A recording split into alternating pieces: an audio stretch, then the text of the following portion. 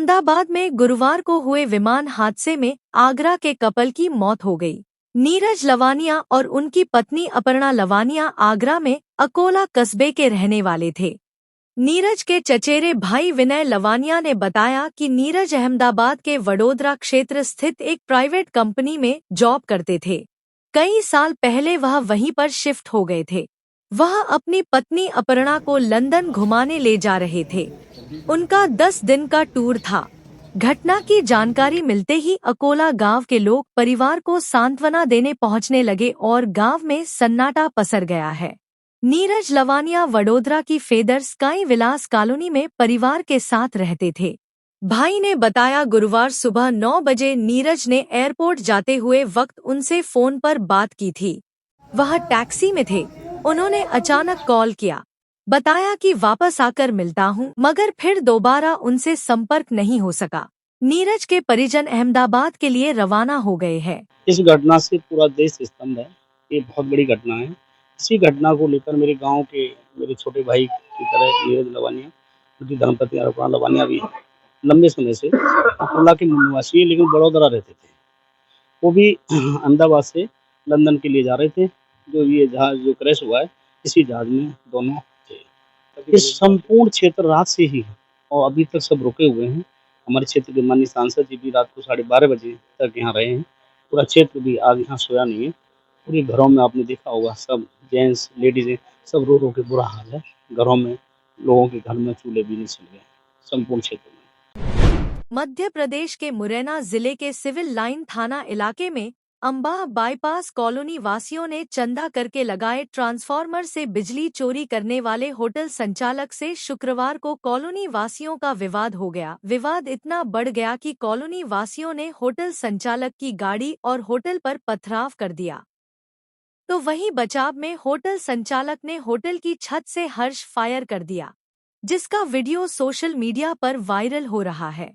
उधर घटना की सूचना के बाद मौके पर पहुंची सिविल लाइन थाना पुलिस ने मामले की जांच शुरू कर दी है। घटना सिविल लाइन थाना क्षेत्र के नेशनल हाईवे 552 स्थित गौरवांश होटल की है, जहां होटल के पास द्वारिका धाम कॉलोनी के लोगों ने चंदा करके एक निजी ट्रांसफार्मर रखा था, जिस वजह से कॉलोनी की लाइट में कोई परेशानी न आए। लंबे समय से कॉलोनी वासियों ने जो ट्रांसफार्मर चंदा करके रखा था, उसी में से गौरवंश होटल संचालक भी बिजली का अवैध रूप से उपयोग कर रहा था, जिस वजह से कॉलोनी के लोगों की लाइट का वोल्टेज फुल नहीं मिल रहा था।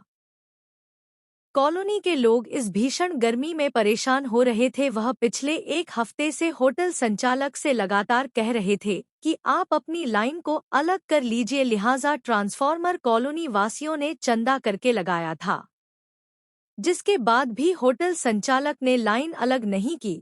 इसके बाद कॉलोनी वासियों ने इसकी शिकायत विद्युत विभाग में भी की थी, लेकिन होटल संचालक के खिलाफ विद्युत विभाग के द्वारा भी कोई एक्शन नहीं लिया जा रहा था। यही वजह है कि शुक्रवार को कॉलोनी वासी एकत्रित हुए और होटल के पास होटल संचालक से बात करने पहुंच गए। कुछ ही देर बाद होटल संचालक और कॉलोनी वासियों के बीच तीखी नोकझोंक हो गई और कॉलोनी वासियों ने होटल पर पथराव कर दिया। पथराव में होटल संचालक की गाड़ी और होटल के शीशे पूरी तरह से क्षतिग्रस्त हो गए। इसके बाद होटल पर मौजूद कुछ लोगों ने छत पर चढ़कर फायरिंग कर दी। इस पथराव में 3 लोगों के चोट आई है, लेकिन गनीमत रही कि फायरिंग के दौरान गोली किसी व्यक्ति के नहीं लगी, नहीं तो एक बड़ा हादसा भी हो सकता था। घटना को लेकर कॉलोनी के लोगों का आरोप है कि होटल में लंबे समय से वेश्यावृत्ति हो रही थी, जिसकी हम कई बार होटल संचालक से भी शिकायत कर चुके हैं, क्योंकि कॉलोनी के लोगों पर इसका बुरा असर पड़ रहा है।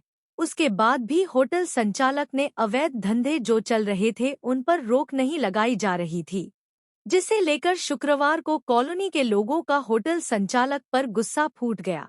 उधर घटना को लेकर नगर पुलिस अधीक्षक दीपाली चंदौरिया का कहना है कि कॉलोनी के लोगों ने चंदा करके ट्रांसफार्मर लगाया था और उस ट्रांसफार्मर से होटल संचालक बिजली का उपयोग कर रहा था।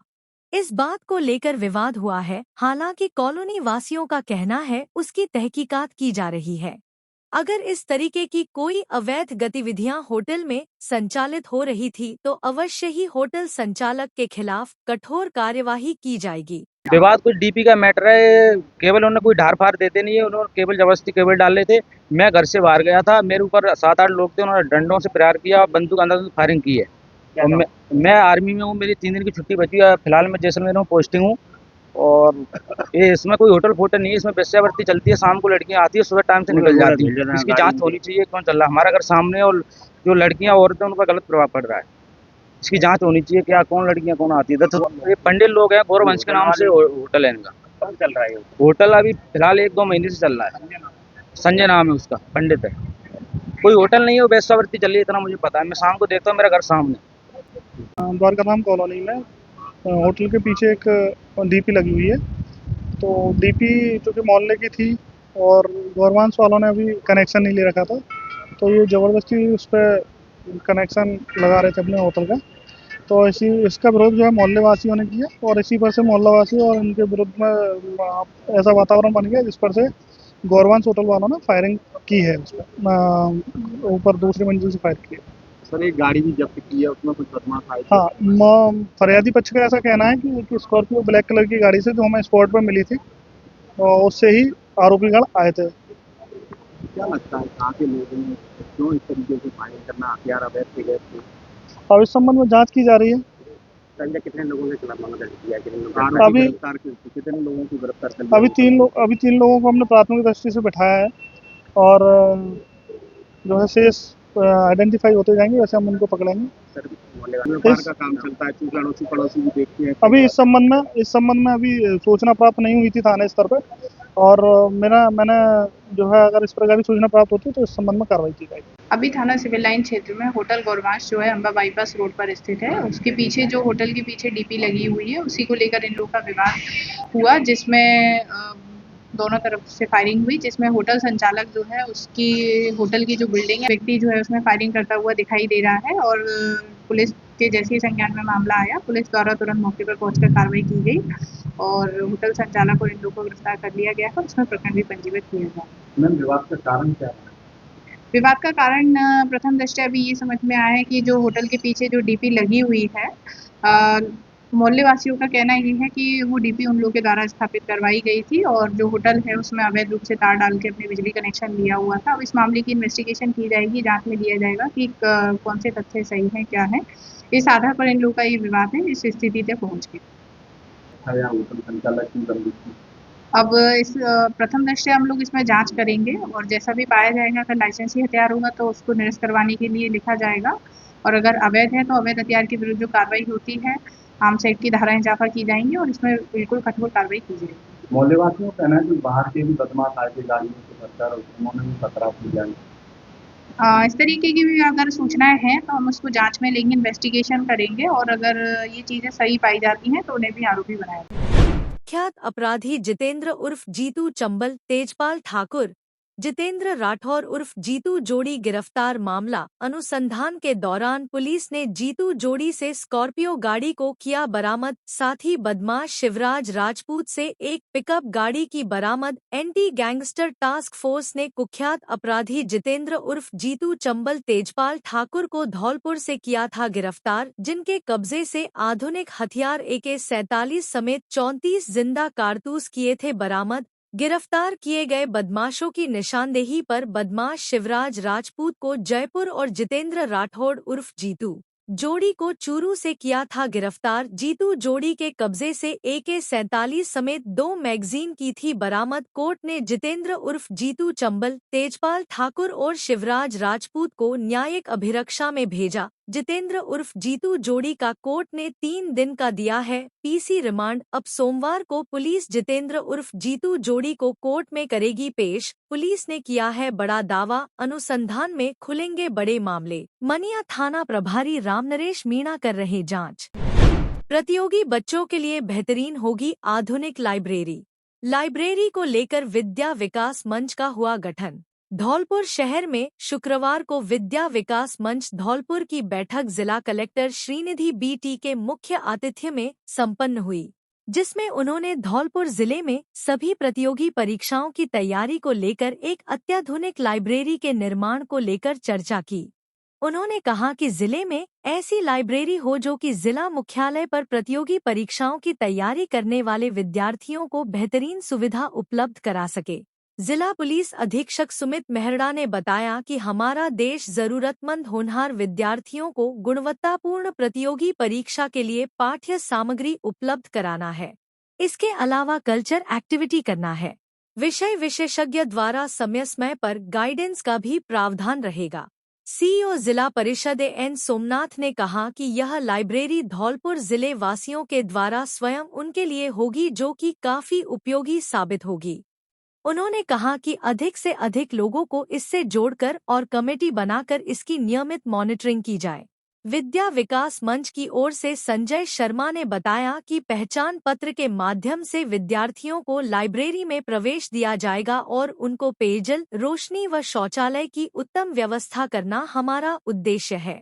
मंच के सदस्य न्यायालय प्रबंधक ब्रजेश शर्मा ने बताया कि प्रतियोगी परीक्षाओं की तैयारी के लिए पुस्तकों के 10-10 सेट डायरेक्ट पुस्तक डीलर्स से बात करके शीघ्र ही जयपुर और दिल्ली से खरीदी जाएंगी तथा भामाशाहों से भी पुस्तक दान में लेने के प्रयास किए जा रहे हैं।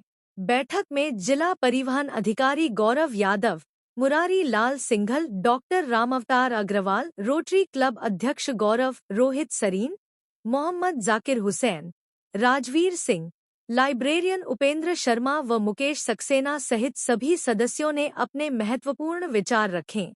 कार्यक्रम का संचालन डॉक्टर पीसी पाठक द्वारा किया गया।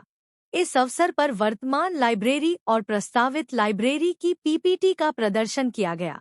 सभी सदस्यों ने महत्वपूर्ण सुझाव दिए। जल जीवन मिशन योजना में खोदे गए गड्ढे बने परेशानी का सबब। धौलपुर जिले के बसेड़ी क्षेत्र के गांव सिहोली में मुख्य सड़क मार्ग पर जल जीवन मिशन के तहत खोदे गए गड्ढे ग्रामीणों के लिए परेशानी का सबब बने हुए हैं। इन गड्ढों में ग्रामीण गिरकर आए दिन चोटिल हो रहे हैं, लेकिन इसकी सुध लेने वाला कोई नहीं है, जिससे ग्रामीणों में प्रशासन के खिलाफ आक्रोश है। ग्रामीणों ने बताया कि करीब 1 वर्ष पूर्व गड्ढे गहरे ज्यादा होने पर ग्राम पंचायत द्वारा इनमें मिट्टी डलवाई गई थी, लेकिन मार्ग पर लोडिंग वाहनों के आवागमन के चलते यह मिट्टी भी अब धंस चुकी है। इसके अलावा आगामी समय में मानसून का सीजन शुरू होने वाला है, जिससे इन गड्ढों में जल भराव की भी समस्या रहेगी, जिसके चलते दुपहिया वाहन चालकों को भी परेशानी का सामना करना पड़ेगा। समस्या को लेकर ग्रामीणों द्वारा कई बार प्रशासनिक अधिकारियों को भी अवगत कराया गया है, लेकिन अभी तक समस्या का समाधान नहीं हुआ है। ग्रामीणों ने बसेड़ी एसडीएम से इन गड्ढों को भरवाने की मांग की है, जिससे बड़े हादसों को टाला जा सके। या सड़कें काट दो भैया, आए दिन रोज गिर रहे हैं, बच्चा मोटरसाइकिल से रोज हादसा है रहे, हम परेशान है रे भाई साहब। और जा गड्ढा आगे पीछे के तो भर गए, पीडब्ल्यूडी विभाग जाए भर के ना गए भैया। ताकि बरसात से पहले जाको पेच वर्क कर दिया जाए, और नहीं तो जहाँ रोज हादसा होगा, दिनानी है जाएगी, को हाथ पैर टूट जाएगा, को कुछ हो जाए। हमारे द्वारा की बात है भैया। भूतेश्वर महादेव मंदिर पार्वती नदी पर की साफ सफाई। मानसून के मध्यंजर वर्षा जल के अधिक से अधिक संग्रहण, जल स्रोतों के रखरखाव एवं स्वच्छता के दृष्टिकोण से मुख्यमंत्री भजनलाल शर्मा की पहल पर 15 दिवसीय वंदे गंगा जल संरक्षण जन अभियान की शुरुआत 5 जून से हो चुकी है। वंदे गंगा जल संरक्षण जन अभियान के तहत धौलपुर जिले की नगर पालिका बसेड़ी के भूतेश्वर महादेव मंदिर पार्वती नदी पर नगर पालिका अधिशासी अधिकारी विनीत सिंह परमार की उपस्थिति में दीपदान कार्यक्रम किया गया। इसके लिए नगर पालिका टीम, भूतेश्वर विकास समिति के सदस्य एवं ग्रामीणों के जन सहयोग से पार्वती नदी में से गंदगी को बाहर निकालकर साफ सफाई की गई। कार्यवाहक नगर पालिका बसेड़ी के अधिशासी अधिकारी विनीत सिंह परमार ने आम जन से अपील करते हुए कहा कि जल का संग्रहण ही जरूरी नहीं है, उसके साथ साथ उसकी स्वच्छता भी जरूरी है। उन्होंने स्वयं पार्वती नदी में से गंदगी को बाहर निकलवाया। साथ ही आमजन से अपील करते हुए कहा कि वह भी जल संग्रहण, जल संरक्षण एवं जल स्रोतों की साफ सफाई पर विशेष ध्यान दें। 21 जून को मचकुंड पर होगा जिला स्तरीय योग प्राणायाम। धौलपुर में अंतर्राष्ट्रीय योग दिवस 21 जून को लेकर धौलपुर में चल रही जिला स्तरीय तैयारी में अब की बार योग का विशेष स्थान रखा गया है। तीर्थराज मचकुंड पर योग दिवस से पूर्व ही चल रही साप्ताहिक योगा ट्रेनिंग में अलग अलग विभाग से लोग शामिल एवं योग प्रशिक्षकों ने भी प्रशिक्षण लिया। आयुष विभाग एवं पतंजलि के संयुक्त तत्वाधान में योग शिविर का आयोजन किया जा रहा है। योग अभ्यास योगाचार्य दिनेश कुमार द्वारा करवाया जा रहा है एवं मंच संचालन लाजपत शर्मा द्वारा किया जा रहा है। इस अवसर पर आयुर्वेदिक डिप्टी डायरेक्टर मनोज शर्मा साथ रमाकांत, विनोद, दिनेश और त्रिलोक आदि पदाधिकारी गण उपस्थित रहे। साथ ही पतंजलि के पदाधिकारी अतर सिंह भगत, किसान प्रभारी पतंजलि राकेश परमार, गिरिराज, रागिनी, कृष्णकांत, हेमंत मानव आदि लोग भी उपस्थित रहे। उन्होंने आह्वान किया कि सभी मचकुंड पर 7 दिवसीय योग ट्रेनिंग में भाग लेकर अब की बार योग दिवस को एक योग उत्सव के रूप में मनाएं। मौसम का बदला मिजाज, तेज हवाओं के साथ शुरू हुई बारिश आमजन को भीषण गर्मी से मिली राहत। धौलपुर जिले में शुक्रवार की शाम को मौसम का मिजाज बदल गया। कभी तेज धूप तो कभी बादल आते जाते रहे। शाम को अचानक तेज हवाएं चलना शुरू हो गई और उसके बाद बारिश का दौर शुरू हो गया, जिससे मौसम सुहावना हो गया और लोगों को भीषण गर्मी से राहत मिली है। नौतपा के बाद धौलपुर जिले के तापमान में लगातार वृद्धि हो रही थी। पिछले 2 दिनों से तापमान 46 डिग्री सेल्सियस के ऊपर चल रहा था। रात को भी लोगों को गर्मी से निजात नहीं मिल पा रही थी। दिन और रात गर्म हवाएं चल रही थी, लेकिन शुक्रवार की शाम को मौसम में अचानक बदलाव आया और तेज हवाओं के साथ बारिश शुरू हो गई। बारिश से लोगों को भीषण गर्मी से राहत मिली है और मौसम खुशनुमा हो गया है। मौसम विभाग ने पूर्व में ही आंधी और बारिश के संकेत दिए थे। फिलहाल अभी भी आसमान में बादल छाए हुए हैं। चोरी की मोटरसाइकिल के साथ युवक गिरफ्तार। धौलपुर जिले की राजाखेड़ा थाना पुलिस ने कार्रवाई करते हुए मोटरसाइकिल चोरी करने वाले एक युवक को गिरफ्तार किया है। थानाधिकारी रामकिशन यादव ने बताया कि वांछित अपराधियों की धरपकड़ अभियान में 12 जून को नाकाबंदी के दौरान एक अपाची मोटरसाइकिल जो कि यूपी की थी, जिसको रुकवाया गया, जिसके पास वैध कागज नहीं थे, जिसे राजाखेड़ा के अंबरपुर निवासी पवन कुमार पुत्र टुंडाराम ठाकुर उम्र 27 साल चला था। उसे चोरी की मोटरसाइकिल के आरोप में गिरफ्तार किया है। धौलपुर जिले के विभिन्न फीडरों की 5 घंटे बंद रहेगी बिजली। धौलपुर जिले के 220 केवी जीएसएस हिंडौन पर 132 केवी मैनबस का मरम्मत व रखरखाव का कार्य होने के कारण 15 जून को विद्युत आपूर्ति बाधित रहेगी।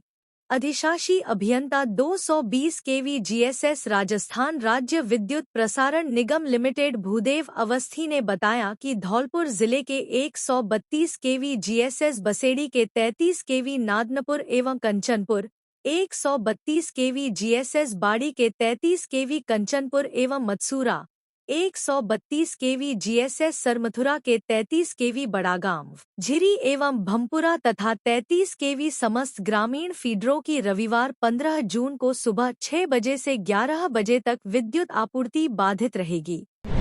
विधायक रोहित बोहरा के नेतृत्व में वित्त सचिव अखिल अरोड़ा से मिला अभिभाषक संघर्ष समिति का प्रतिनिधि मंडल।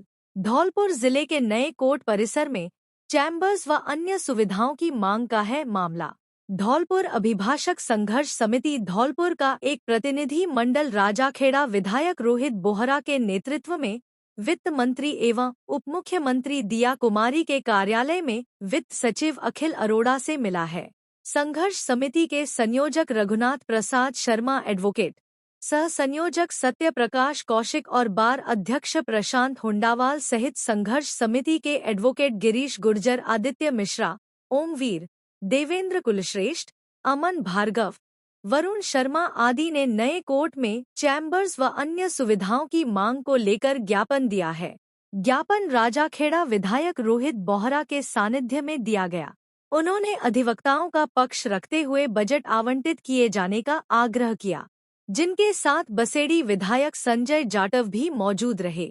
जिस पर वित्त सचिव की ओर से एक सकारात्मकता दिखाते हुए जल्द ही अधिवक्ता चैम्बर्स के लिए समुचित फंड जारी किए जाने का आश्वासन दिया गया है। उत्तर प्रदेश के आगरा में सैमसंग एयर कंडीशनर सेवा से उपभोक्ता असंतुष्ट हुए। उपभोक्ता ने कुछ दिनों बाद एयर कंडीशनर काम न करने की ऑनलाइन शिकायत दर्ज कराई थी। कंपनी से इंजीनियर विजिट करने आया और उसने सर्विस के साथ एसी में गैस डालने का पैसा लेकर उपभोक्ता को ठग लिया। कुछ समय बाद ठीक होने के बाद फिर से कूलिंग नहीं होने पर ऐसी में समस्या पैदा हो गई। पीड़ित उपभोक्ता दिवाकर शर्मा ने आरोप लगाया कि एयर कंडीशनर छोटे से केबिन को ठंडा नहीं कर पा रहा है। इसके बाद पीड़ित उपभोक्ता ने सैमसंग कंपनी को ईमेल और व्हाट्सएप के माध्यम से समस्या से अवगत कराया। ईमेल के माध्यम से कंपनी ने परेशानी के लिए खेद जताकर पल्ला झाड़ लिया। हताश होकर पीड़ित उपभोक्ता ने 28 मार्च को कंपनी से भुगतान देकर एसी की सर्विस कराई। इसके बावजूद समस्या का समाधान नहीं हुआ है। समस्या का समाधान नहीं होने पर पीड़ित ने उपभोक्ता फोरम की शरण लेनी पड़ी है। मैंने जो शिकायत की है वो सैमसंग कंपनी से की है। मैंने 10/6/2022 को 3 एसी खरीदे थे सैमसंग कंपनी से, जिसमें 2 टन के और एक 1.5 टन का। जिसमें जो मेरे 2 टन के एसी है उनकी तो ठीक देखभाल है, सारी चीजें हैं। जो 1.5 टन का एसी है उसकी कई बार शिकायत करने के बाद भी, कई बार उसका समाधान करने के बाद भी कंपनी मुझे खुश नहीं कर पा रही है। और कंपनी अपनी जो मैसेज भेजती है उसमें बिना सर्विस करे हुए ये लिख देती है सफिशिएंट। के बाद में मैंने कई बार शिकायत की। मैंने 23/3/2024 को शिकायत की थी, क्योंकि 2023-23 में मेरा जो फ्री सर्विस थी, 2023-24 में मैंने पेड सर्विस कराई थी। उसके बाद की सर्विस के बाद में मैंने 28/6/2024 को फिर शिकायत की। उसके बाद में आज तक मैंने उनके व्हाट्सएप पर भी शिकायत की, सब कुछ किया, कोई उसका तालमेल कंपनी ने मुझसे नहीं किया। उसके बाद में मैंने 28/3/2025 को फिर पेड सर्विस कराई। उसके बाद में भी आज भी मुझे बड़ी दिक्कत आ रही है कि एसी में कूलिंग नहीं है, सारी चीजें कंपनी पे कई बार शिकायत करने पे, कंपनी को लिखित में भी देने पे सारी चीजों का कोई समाधान नहीं किया जा रहा है। इसके लिए या तो कंज्यूमर परेशान है या कंपनी जिम्मेदार है। 3 जगह गिरी आकाशीय बिजली, 2 लोग झुलसे, 2 बच्चे भी हुए घायल, बकरी की मौत। धौलपुर जिले के सैंपो इलाके में शुक्रवार को शाम के समय अलग अलग 3 जगह आकाशीय बिजली गिरने से हादसा हो गया। सैंपो उपखंड क्षेत्र के रजौरा कला तहसीमों के अलावा बसेड़ी क्षेत्र के कुनुकूटा गांव में आकाशीय बिजली गिरने से घटना हुई है। पहला हादसा आकाशीय बिजली गिरने से सैंपो के रजौरा कला गांव में हुआ है। इस दौरान एक व्यक्ति हादसे में बुरी तरह झुलस गया। घटना से लोगों में हड़कंप मच गया। घायल व्यक्ति को आनन फानन में उपचार के लिए उपखंड मुख्यालय सैंपो स्थित राजकीय अस्पताल में भर्ती कराया गया है। दरअसल सुबह से भीषण गर्मी का प्रकोप था। शाम के समय यकायक मौसम का मिजाज बदल गया और देखते ही देखते बारिश का दौर शुरू हो गया। इसी बीच आसमान में तेज गड़गड़ाहट के साथ रजौरा कला गांव में आकाशीय बिजली गिरी, जिसमें बबलू पुत्र सूबेदार लोधा झुलसने से बुरी तरह घायल हो गया है। वहीं आकाशीय बिजली गिरने से दूसरी घटना कुनुकूटा गांव में हुई है। इस दौरान 70 वर्षीय वृद्ध राजेंद्र प्रसाद शर्मा झुलसने से घायल हुए हैं। बताया गया है कि बारिश के दौरान वह घर से बाहर थे, तभी अचानक पास में ही एक पेड़ पर तेज गर्जना के साथ आकाशीय बिजली जा गिरी, जिसकी चपेट में आने से वह झुलस गए हैं। फिलहाल दोनों घायलों का सैंपो सीएचसी पर उपचार जारी है। उधर तहसीमो कस्बे में खेतों में चर रही बकरियों पर आकाशीय बिजली गिरने से एक बकरी की मौत हो गई। वहीं बकरी चराने गए 2 मासूम सगे भाई भी आकाशीय बिजली की चपेट में आ गए, जिससे अंशु पुत्र देशराज कुशवाहा और उसका भाई आर्यन कुशवाहा घायल हुए हैं। बताया गया है कि घटना के दौरान मासूम बच्चों के साथ उनका वृद्ध बाबा भी मौजूद था, लेकिन उस समय बाबा मुकेश कुशवाहा पुत्र बाबू लाल कुशवाहा कुछ दूरी पर होने के चलते बच गया, लेकिन अचानक मासूम बच्चों को हादसे का शिकार होता देख वह मौके पर बेहोश हो गया। अगर आप किसी ऐसे बच्चे को जानते हैं जिसका फ्यूचर ब्राइट होना चाहिए तो ये वीडियो जरूर देखें। बड़े ड्रीम्स के लिए बड़ा सपोर्ट चाहिए। Kids angels convent school Dholpur सपनों को रियलिटी में बदलने के लिए यहाँ है। हम एक स्पेशल एडमिशन टेस्ट अनाउंस कर रहे हैं उन बच्चों के लिए जिन्होंने अपने पेरेंट्स या फादर को खो दिया है और फाइनेंशियल प्रॉब्लम्स झेल रहे हैं। टॉप 5 बच्चों को मिलेगी बिल्कुल फ्री एजुकेशन, फ्री बुक्स और यूनिफॉर्म्स भी। कोई फीस नहीं, कोई टेंशन नहीं, बस प्योर लर्निंग और growth. Applications the 25th of June तक ओपन हैं और test the 1st of July को है। ये चांस मिस मत करना। धौलपुर के पेरेंट्स, गार्डियंस और प्यारे नागरिकों ये बात सब तक पहुंचाएं, इन बच्चों को सपोर्ट करें। चलो उन्हें वो ब्राइट फ्यूचर दें जो वो डिजर्व करते हैं। ज्यादा डिटेल्स के लिए हमें कॉल करें 9309011959 या 7014186759 पर। याद रखना, हर बच्चे को शाइन करने का चांस मिलना चाहिए। चलो मिलकर इसे पॉसिबल बनाते हैं। किड्स एंजल्स कॉन्वेंट स्कूल, जहां ड्रीम्स ऊंची उड़ान भरते हैं। हेलो धौलपुर, नया एकेडमिक ईयर शुरू हो चुका है और इमैनुअल स्कूल्स की एडमिशन प्रोसेसेस भी। अप्रैल 1 से आप अपने बच्चों को इमैनुअल परिवार के साथ जोड़ सकते हैं। इमैनुअल 37 ईयर्स से धौलपुर में एक्सीलेंट एजुकेशन को प्रोवाइड करता है। हम ना ही केवल एकेडमिक एक्सेलेंस को देखते हैं, पर हॉलिस्टिक और ओवरऑल डेवलपमेंट में बच्चों को, आपके बच्चों को बेस्ट तरीके से नर्चर करने की कोशिश करते हैं। Extra curricular activities, faculties, state of art facilities such as libraries, best classroom, smart TVs, auditoriums etcetera हमारे करिकुलम में इंक्लूड होता है। इसमें हम स्पोर्ट्स और अन्य चीजों को भी हम प्रायोरिटाइज करते हैं। यस, आपने सुना ही होगा कि एकेडमिक्स में हमारा स्कूल काफी ज्यादा आपके बच्चों पे ध्यान देता है। साथ ही में हम बाकी सभी क्वालिटीज को नर्चर करने की कोशिश करते हैं। साथ ही में मॉरल एजुकेशन, जो हमारा मेन मोटिव है कि इमैनुअल मिशन स्कूल हमेशा एक गुड सिटीजन्स को तैयार करे, हम उन सारे बातों को भी ध्यान में रखते हैं। मैं आप सबका स्वागत करती हूँ इमैनुअल मिशन स्कूल में। अधिक जानकारी के लिए नीचे दिए गए नंबर पर आप कांटेक्ट कर सकते हैं या फिर अपॉइंटमेंट्स के लिए आप सुबह 9 बजे से 1 बजे तक स्कूल ऑफिस में भी जा सकते हैं। एडमिशन प्रोसेस शुरू हो गई हैं, जल्दी अपने सीट्स को एनरोल कीजिए।